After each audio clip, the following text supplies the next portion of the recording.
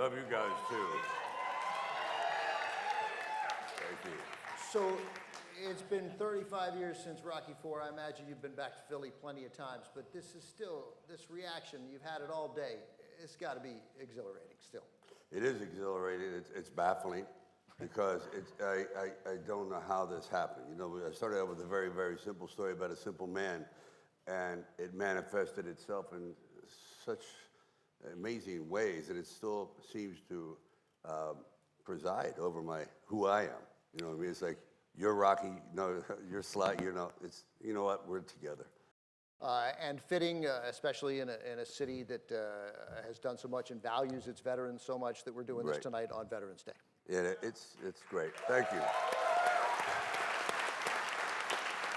The code of the warrior, it's just something that I've always been intrigued with, and there's nothing like a real-life veteran to look up to and say, that's what it's all about. And I think we got 20 of them in the audience here in Philly tonight.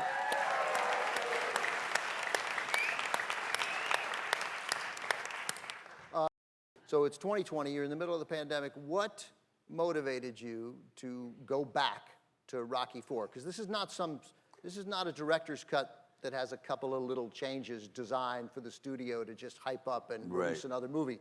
You have, in many ways, transformed this film. Oh, thank you. I just felt that because of COVID, I was working on a film called Samaritan, and they shut down literally for a year. I thought, what am I going to do with myself? Writing is really challenging. I started to write something, and I thought, you know, why don't I recut a film? Rocky was the most popular. I thought that would be the easiest one to get past MGM saying, you know, won't be a black hole money pit. I think this will work. But more importantly, I knew that film was flawed in a way that I was very taken by the times. Star filters, smoke, backlit. It was a very 80s film, very MTV-ish, a lot of montage, whereas the other Rockies, there were more things played out. And I thought, and then the robot. Oh, yeah. I went to a pizza parlor, and a robot started talking to me. I go, this has got to be in the movie. Yeah. And then it was that. I'm going, why is this in the movie? You know what I mean? When I came to my senses. Anyway. What happened in this new version is that there is so much humanity added. And I don't know that I would have said instinctively that it was missing originally, but there is definitely more of it. More from you, more from Apollo, more from Adrian, more from Dolph Lundgren. Yeah, exactly right. And that's the big problem. I think as you get older, you know, you're very enthusiastic when you're young. You know, you're firing on every cylinder. But what you don't have is life experience. And also you learn tolerance, and you learn all about the different ambiguities of this crazy life we live. And I thought, wow, looking at this, these characters have not really been fleshed out the way they should. I opted at that time for speed, expediency. I don't want the audience to get bored. Yeah. So I was always thinking one step ahead, oh, no, they don't want to see that. Then I go, but that's what it's all about. These little moments make the big moment. The fine strokes on the painting make the masterpiece, not the big strokes. See what I mean? So that's how I was approaching it. And I thought, okay, I've got some footage in this.